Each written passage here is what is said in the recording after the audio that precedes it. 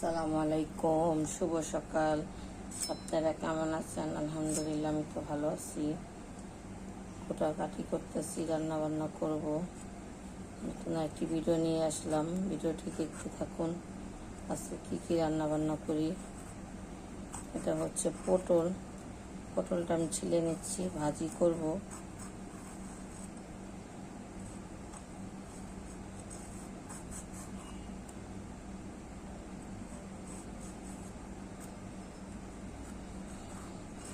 পটল ভাজি কে কে খেতে পছন্দ করেন কমেন্টে জানাবেন। পটল কলাম ভেজে খেতেও ভালো লাগে, রান্না করে খেতেও, মাছ দিয়ে রান্না করলেও ভালো লাগে। আর ইলিশ মাছ রান্না করলে তো কোনো তুলনাই নেই।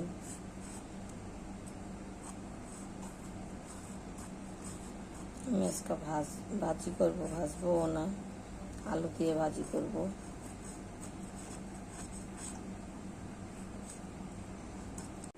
রান্না করতে আসলাম, বিসমিল্লাহ। কড়াইটা বসাই দিলাম, একটু পেঁয়াজ দিয়ে দিই।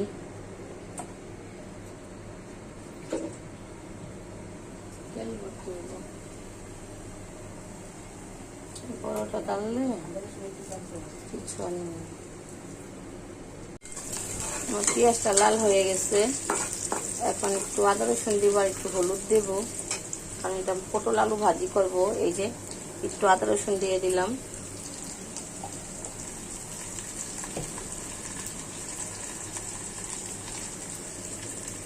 একটু লবণ দিয়ে দিলাম।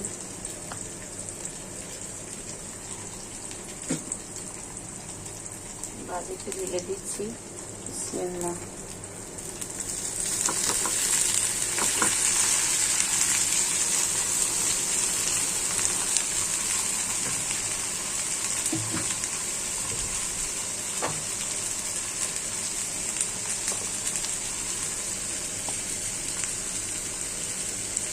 সামান্য একটু হলুদ। আমি ভাত বসাই দিচ্ছি, বিসমিল্লাহ। ভাতটা বসাই দিলাম। এখানে গরম পানি করে রাখছিলাম, কারণ গ্যাস থাকে না। গরম পানিটি করে রাখছিলাম, দিয়ে দিচ্ছি।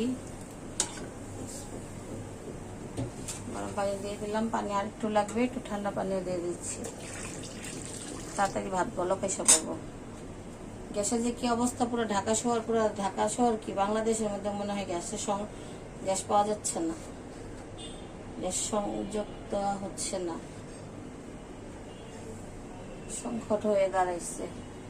এখন যতটুকু গ্যাসই আছে আমি রান্না করে ফেলি, আর এটুকু থাকবে না। তাই ভাতটা বসাই দিলাম, ভাতটা হতে থাক, তারপরে বাকিটুকু দেখাবো না। তেল দিয়ে দিলাম, বেশি দেবো না। আছে পেঁয়াজ বাটা দিয়ে দিচ্ছি।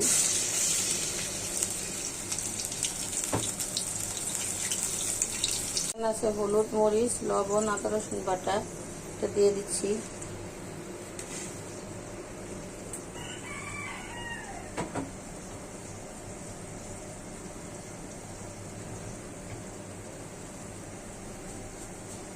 পানি দিয়ে দিচ্ছি, হলুদ আর মরিচ লাগিয়ে রয়েছে এর সাথে। এখন আমি ভালো করে মশলাটা কষাই। এখন আমি মাছ দিয়ে দিব, বিসমিল্লাহ।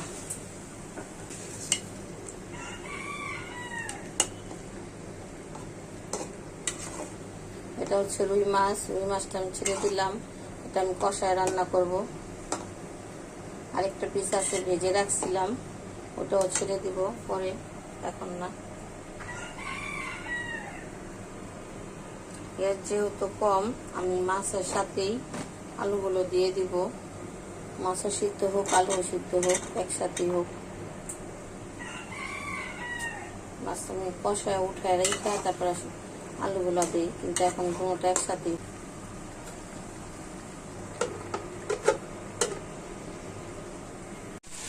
আমি ভাজিতে ধনিয়া পাতা দিয়ে দিয়েছি। ভাজিটা এখন নামিয়ে ফেলবো, ভাজিটা হয়ে গেছে। ভাজিটা এখন নামিয়ে ফেলবো। দেখি আমার মাছের কি খবর।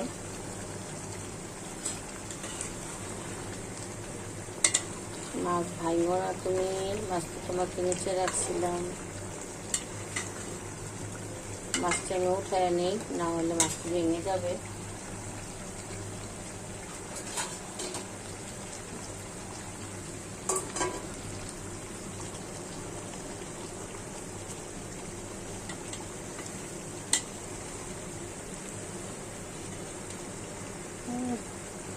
বাকি নেই ভাঙার, ভালোভাবে ভাঙছে।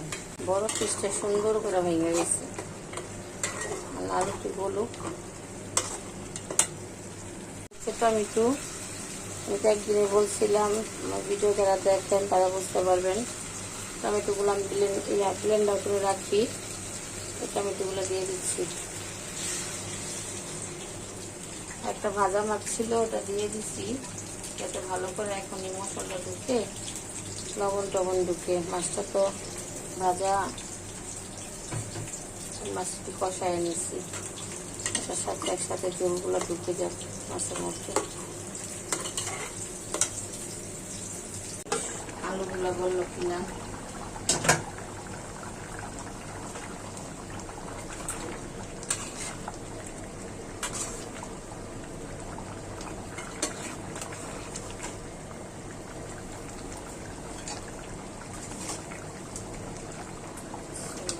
মাছটা দিয়ে দিলাম। বড় মাছটা আমার ভেঙে গেছে, সমস্যা নেই, মাছ মাংস ভেঙেই খায়।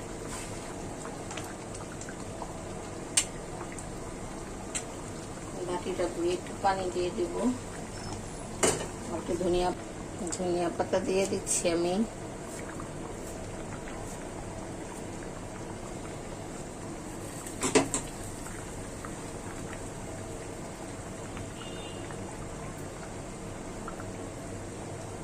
তরকারিটি হয়ে গেছে, এখন এটা নামিয়ে ফেলবো।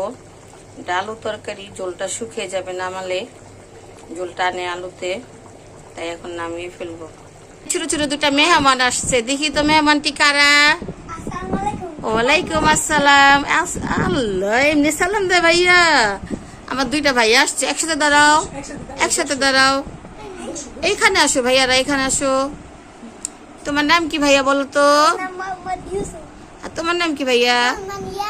ইয়ামিন। এই যে দুইটা আমার নাতি হয়, দুইটা আমার নাতি আমার বাসা বেড়াতে আসছে এখন। হ্যাঁ, দুইটা আমার ভাইয়া। আপনাদের যাদের পছন্দ হয় বলবেন। আমি তো ভালোই বাসি, আমাকে ভালোবাসে। ওই যে লজ্জা পাইয়া ভাইগেই গেছে। যদি কারো পছন্দ হয় বললেন, আমার নাতিকে দিয়ে দিই বলে। কড়াইটি বসাই দিছি, এখন পেঁয়াজ দিয়ে দিব, সবগুলোই লাগবে। তেল দিয়ে দিচ্ছি।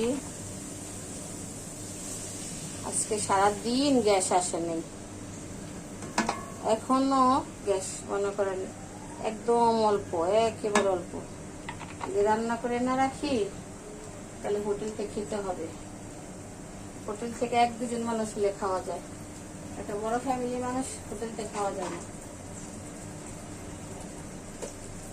আর হোটেলের খাবার ধোয়া না ভালো করে, পয় পরিষ্কার না, খাবারের ভিতরে কিছু নোংরা জিনিস পাওয়া যায়, মজাও লাগে না, তেলের পরিমাণ বেশি থাকে।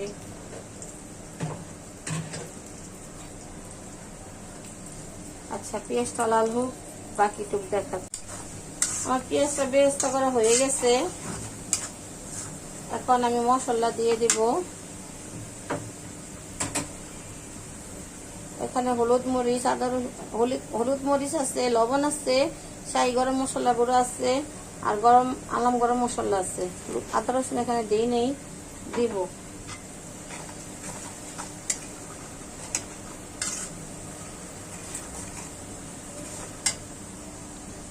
পানি দিয়ে দিই, মানে মশলাটা পুড়ে যাবে। এটা ফোটানো গরম পানি, ঠান্ডা হয়ে গেছে, ফোটানো পানি। এখানে আছে আদা রসুন বাটা আর পেঁয়াজ বাটা। আমার একটু পেঁয়াজ কম এখানে হয়েছিল, তাই একটু বাটা পেঁয়াজ দিয়ে দিলাম।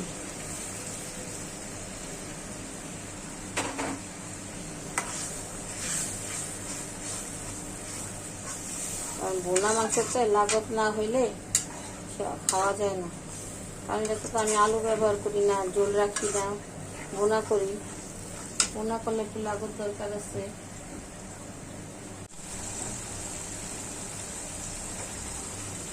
এখন আমি গরুর মাংসটা দিয়ে দিচ্ছি। মশলাটা কষানো হয়ে গেছে।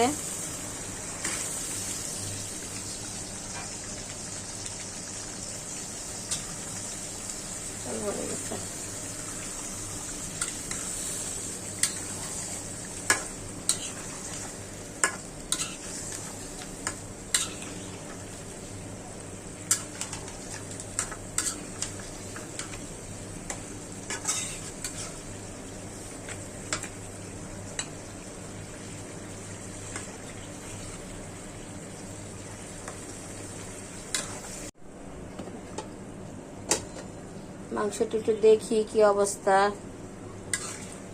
মাংস রান্না কি হয়ে গেল নাকি, মাংস কি গলছে কিনা। কাঁচামরিচ দিয়ে দিচ্ছি কয়েকটা। লাস্টের দিকে কাঁচামরিচ দিলে হয় কি সুন্দর একটা ফ্লেভার আসে, আর প্রথম দিলে হয় জাল, লাস্টের সময় দিতে হয় ফ্লেভারের জন্য। আমি এটা ফ্লেভারের জন্যই দিলাম, কারণ আমার মশলা ভালো সুন্দর হয়েছে, ফ্লেভার আসুক।